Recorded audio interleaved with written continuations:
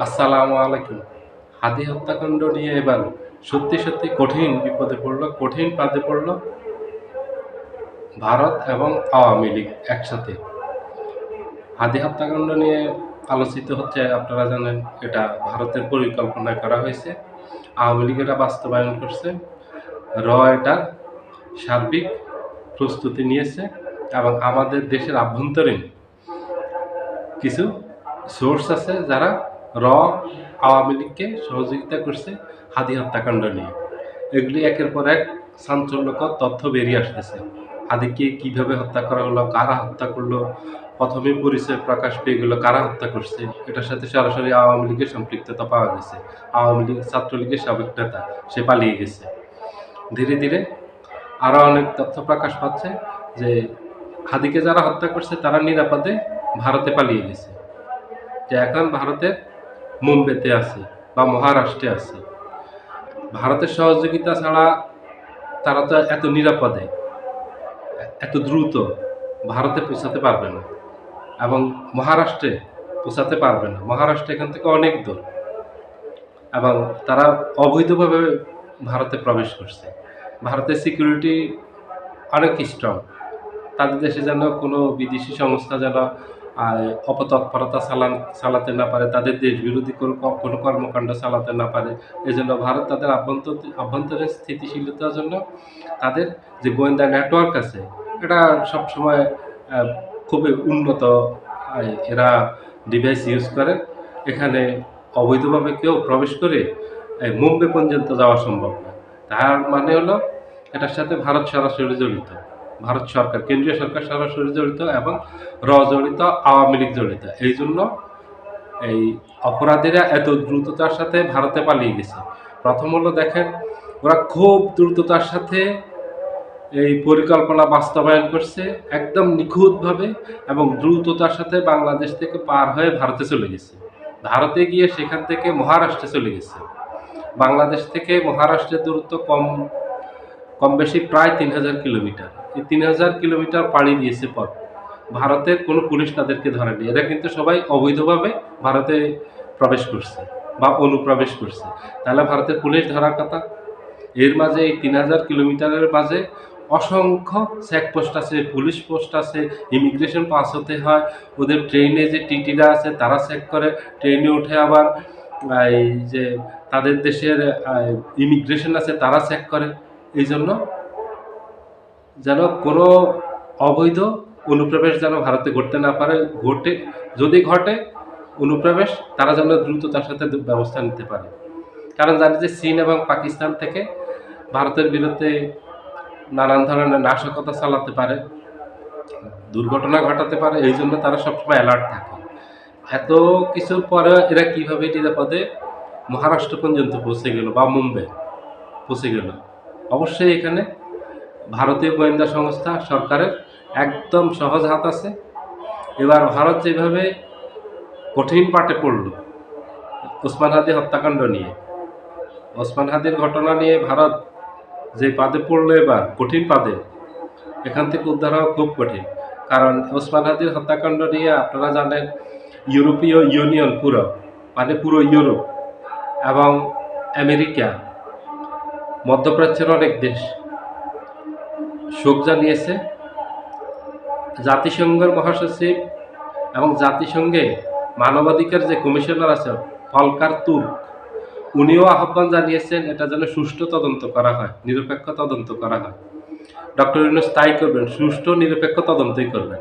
কারণ ডক্টর ইউনূসের দরকার হয়েছে সুষ্ঠু নিরপেক্ষ তদন্ত, তাইলে মূল অপরাধীরা বেরিয়ে আসবে। আর এই মূল অপরাধী কারা এটা সবাই জানে।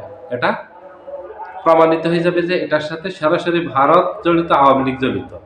কারণ ভারতের এই ধরনের কর্মকাণ্ডের অতীত অনেক রেকর্ড আছে। গত ১৭ বছরে ২০০৯ সাল থেকে ২৪ সাল পর্যন্ত অনেকগুলি রেকর্ড আছে, একদম বাংলাদেশের কাছে প্রমাণ আছে। এই যে বিডিআর হত্যাকাণ্ডের সাথে ভারত সরাসরি জড়িত।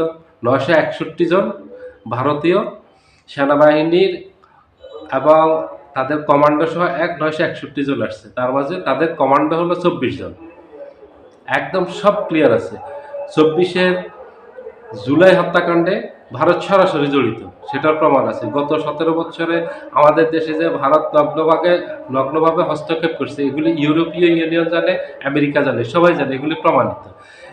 হাদি হত্যার সাথে যে ভারত জড়িত, আওয়ামী লীগ জড়িত, এটা সবাই জানে। এখন শুধু প্রমাণের প্রয়োজন। এই প্রমাণ, এই তথ্য, আধুনিক এই যুগে, তথ্য প্রযুক্তির যুগে লুকানো কোনো অবস্থাতে সম্ভব হবে না। ভারত এখানেও ধরা খাবে, কারণ ভারতের উদ্দেশ্য করেই, ভারতকে ইঙ্গিত করেই জাতিসংঘের মহাসচিব এবং মানবাধিকার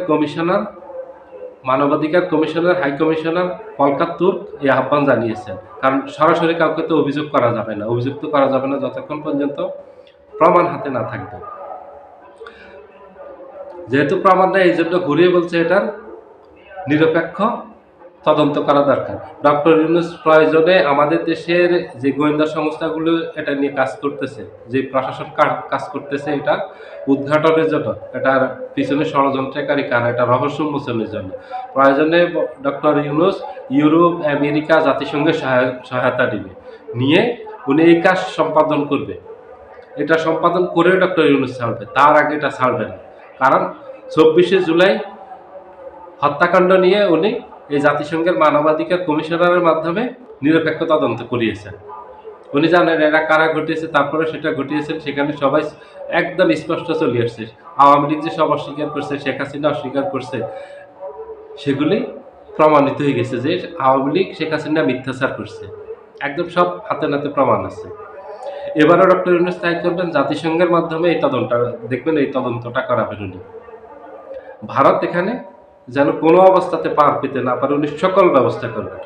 ভারতকে ফাঁদে ফেলার জন্য, ভারতের ঘাড় চেপে ধরার জন্য যত ধরনের ব্যবস্থা আছে সব অতি দ্রুততার সাথে ডক্টর ইউনূস করবে। আপনারা লিখে রাখতে পারেন, আপনারা মনে রাখবেন, ডক্টর ইউনূস ভারত এবং আওয়ামী লীগকে কোনো ধরনের ছাড় দেবে না। গত 16 মাসে ছাড় দেয়নি, এবং সামনে উনি যতদিন আছে ছাড় দেবে না।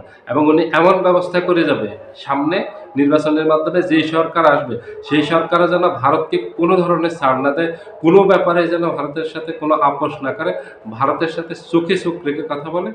ভারতের সাথে যে ভারত দাদাগিরি দেখায়, আমাদের সাথে যে প্রভুত্ব দেখায়, এটাতে যেন দেখাতে না পারে উনি, যেটা শুরু করে গেছেন নতুন করে, যে ভারতের সাথে চোখে চোখ রেখে কথা বলা এবং খুব স্ট্রং ভূমিকা পালন করা, ভারতকে কোনো পাত্তা না দেওয়া, ভারতের সাথে কোনো ধরনের আপোষ না করা, আপোষে না যাওয়া, সেটা উনি সেই ব্যবস্থা রেখে যাবেন। মনে রাখবেন, অন্য সরকার আসলে ওরা বিপদে পড়বে, ওরা জনরোষে পড়বে। ভারতের সাথে যদি কোনো ধরনের নেগোসিয়েশন করে, আতাত করে, গোপনে কোনো ধরনের আপোষ করে, দেশের বিরুদ্ধে গিয়ে, দেশের স্বাধীনতা সার্বভৌমত্বের বিরুদ্ধে গিয়ে, তাহলে দেখবেন ওই সরকার জনরোষে পড়বে। এটা বিএনপি সরকার গঠন করুক অথবা জামাত সরকার গঠন করুক, যেই সরকার গঠন করুক, আপোষের রাজনীতি ভারতের জন্য বাংলাদেশের দরজা ডক্টর ইউনূস বন্ধ করে দিয়ে যাচ্ছে ফাইনালি। এটা হলো একেবারে 100% সত্যি কথা। আপনারা মনে রাখবেন, ওসমান হাদির হত্যাকাণ্ডের মাধ্যমে ডক্টর ইউনূস এক দিলে অনেক পাখি শিকার করবে, এবং সেটা 1 নাম্বার টার্গেট থাকবে ভারত, 2 নাম্বার